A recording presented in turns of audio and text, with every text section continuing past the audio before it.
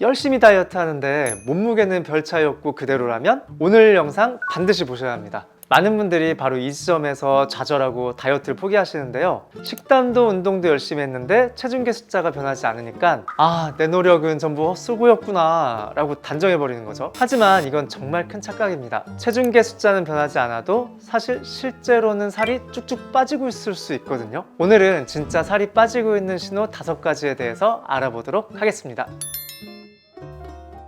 첫 번째 신호는 부드러워진 뱃살입니다. 여러분, 지금 상체를 앞으로 한번 숙여보세요. 이렇게 숙이면 지방이 많건 적건 배가 접힐 수밖에 없죠. 혹시 뱃살이 접힌 부분이 배의 윗부분에 있어서 위에가 이렇게 볼록 솟았는지, 아니면 배꼽 아래쪽으로 접혀 있는지. 만약 배꼽 아래쪽으로 접히셨다면 체지방이 빠지고 있다는 신호입니다. 우리 복부에 있는 지방은 피하지방과 내장지방으로 나뉘잖아요. 그런데 내장지방이 많을수록 윗배 쪽까지 지방이 두툼하게 쌓여서 상체를 숙이면 윗부분이 먼저 접히게 돼요. 이런 분들은 배를 만져보면 딱딱하고 단단해서 뱃살을 꼬집기 어려운 경우도 있어요. 우리가 풍선이나 튜브에 바람을 너무 꽉 채우면 표면이 탱탱하고 단단해지잖아요. 내장지방도 우리 뱃속에 꽉 채워져 있으면 압력 때문에 뱃살 표면이 단단해지거든요. 제가 이 얘기를 갑자기 왜 드리냐면, 체지방이 줄어들기 시작했을 때 보통 피하지방보다 내장지방이 더 빨리 줄어드는 경향이 있거든요. 그래서 허리를 숙였을 때 뱃살이 아래쪽에서 접히고, 또 다이어트 전보다 뱃살이 말랑말랑하게 손으로 더 잘 잡힌다면 그건 내장지방이 줄어들고 있다는 신호입니다. 그러니까 앞으로는 눈으로 봤을 때 아직 배가 그대로네 하고 실망하지 마시고요. 이 신호가 나타난다면 눈에 보이지 않는 내장지방이 줄어들었을 확률이 큽니다.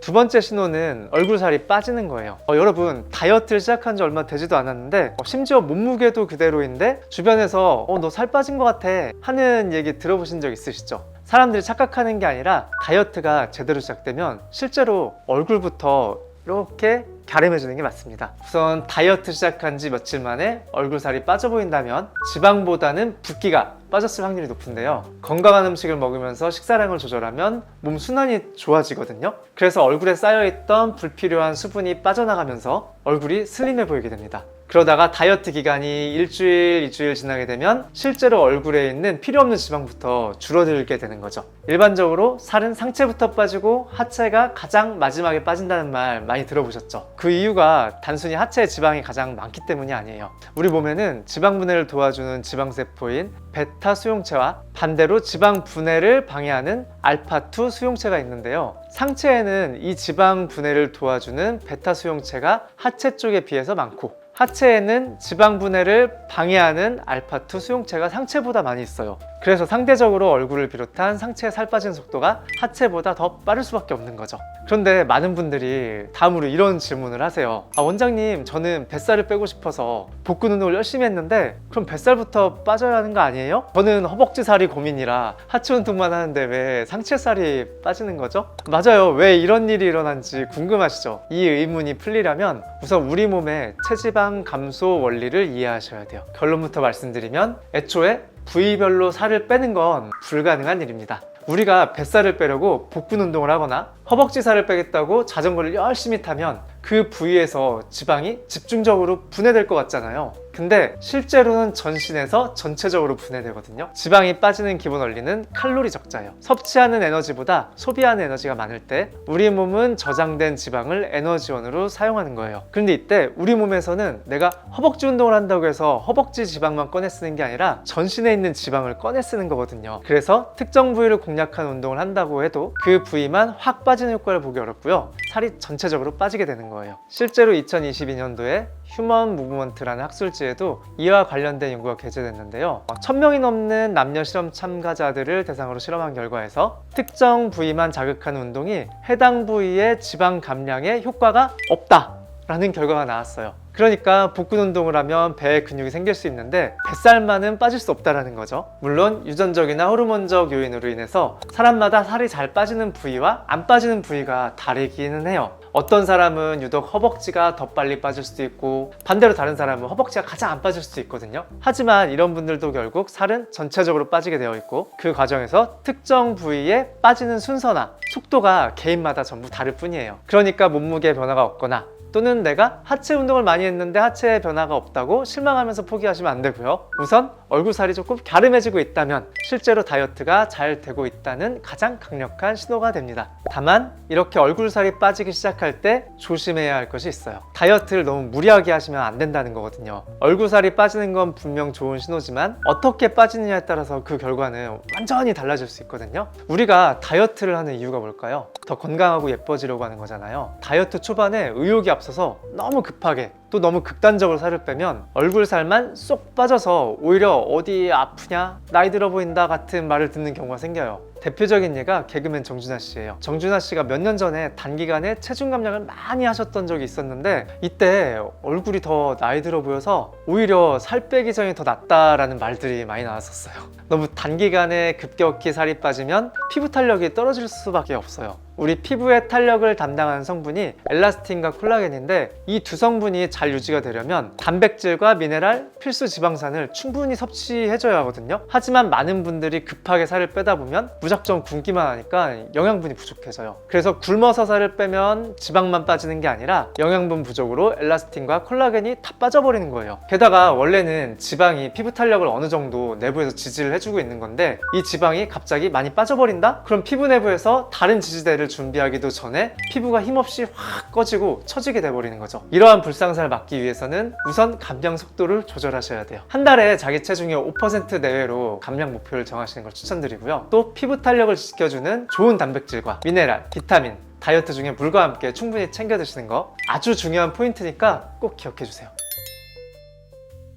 세 번째 신호는 체중은 그대로인데 옷이 헐렁해진다입니다. 사실 다이어트 하면서 이것만큼 기분 좋은 신호가 없잖아요. 분명 체중은 1kg도 안 빠졌는데 꽉 끼던 청바지가 허리가 좀 남는다? 이건 정말 제대로 다이어트 하고 있다는 증거니까 스스로를 정말 칭찬해 주셔도 돼요. 그런데 많은 분들이 여기서 궁금해 하시더라고요. 원장님, 몸무게는 똑같은데 어떻게 사이즈가 줄죠? 이유는 진짜 간단합니다. 바로 지방과 근육의 부피 차이 때문인데요. 지방은 같은 무게의 근육보다 부피가 약 15에서 20% 정도 더 큰데 마치 1kg짜리 솜사탕과 1kg짜리 벽돌을 생각하시면 이해가 좀 쉬울 거예요. 무게는 같지만 부피 차이가 엄청 나는 거죠. 우리가 실제로 사람들을 보면 어떤 사람은 몸무게에 비해 엄청 날씬해 보이고 어떤 사람은 몸무게에 비해 살이 확 쪄 보이거든요. 그게 바로 다 부피 차이 때문에 그래요. 그래서 건강한 다이어트는 단순히 체중을 줄이는 게 아니라 불필요한 체지방을 빼고 그 자리를 건강한 근육으로 채우는 과정이라고 보시면 돼요. 근육은 부피 대비 무게가 나가다 보니까 다이어트 할 때 운동을 병행하면 체중계 숫자는 그대로이거나 심지어 약간 늘 수도 있어요. 그런데 근육이 늘면 늘수록 점차 살이 빠지는 속도에 가속이 붙게 되거든요. 바로 우리 몸의 기초대사량 때문이에요. 기초대사량은 우리가 숨만 쉬고 가만히 있어도 저절로 소모되는 에너지를 이야기하는데요. 중요한 건 근육이 바로 이 기초대사량을 책임지고 있다는 거예요. 지방 1kg은 하루 종일 거의 일을 안 하지만 근육 1kg은 같은 시간 동안 지방보다 몇 배나 많은 칼로리를 진짜 활활 태워버리거든요. 그래서 몸에 근육이 많아지면 내 몸이 24시간 내내 가만히만 있어도 태우는 칼로리가 높아지는 거죠. 그래서 저도 그렇고 많은 다이어트 전문가들이 단지 무게에 집착하지 마시고 근육량과 체지방량이 더 중요하다고 말씀드린 이유가 바로 이 원리 때문인 거예요.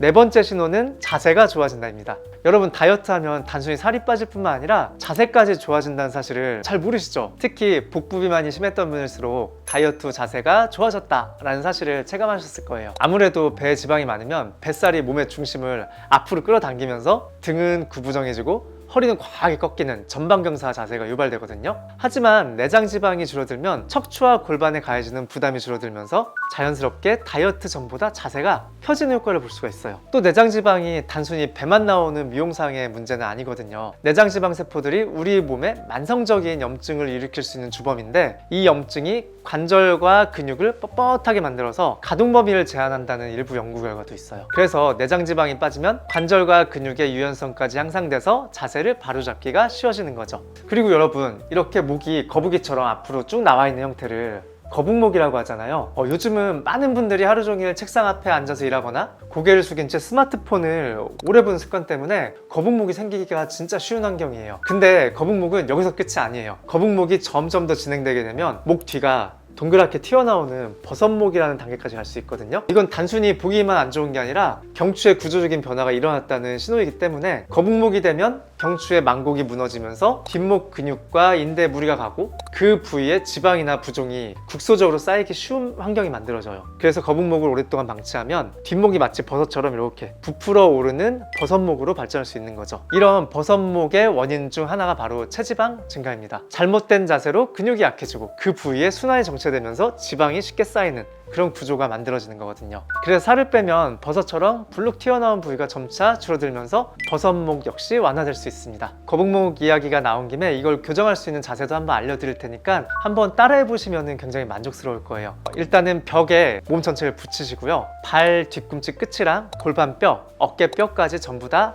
딱 밀착을 시키셔야 되고요. 머리 뒤통수에 가운데를 뒤에 딱 붙이셔야 돼요. 그렇게 되면은 벽에 뒤통수부터 어깨뼈, 골반뼈, 발 뒤꿈치까지 완전히 밀착하는 모습이 되는데, 거북목이 심한 분들은요 턱이 들릴 거예요. 근데 그렇다 하더라도 접힐 정도까지 뒤에 딱 붙여주셔야 돼요. 이런 자세로 하루에 3분에서 5분 정도씩 꾸준히 해주시면 한 달 정도 지났을 때는 이 턱이 접히는 게 개선이 될 거고요. 한 6개월 정도 하루에 5분 정도씩 꾸준히 하시면 거북목이 상당히 많이 완화되는 걸 확인하실 수 있을 거예요. 처음에 이 자세를 하면 몸이 이렇게 앞으로 쏠리는 느낌이 들어서 불편할 수 있을 텐데, 뒤에 벽에 딱 붙는 이 자세가 바른 자세이기 때문에 믿고 따라해 보셔도 괜찮습니다. 다시 이제 얘기를 돌아와서, 만약 내가 살이 빠졌는지 안 빠졌는지 궁금하다면 자세도 한번 체크를 해보세요. 내가 보기에 또 남들이 보기에 자세가 이전보다 정돈된 느낌이 든다면 아주 좋은 신호입니다. 특히 운동을 병행하신 분들이라면 몸의 중심을 잡아주는 코어 근육이 강화되면서 자세가 눈에 띄게 개선되었을 확률이 높아요.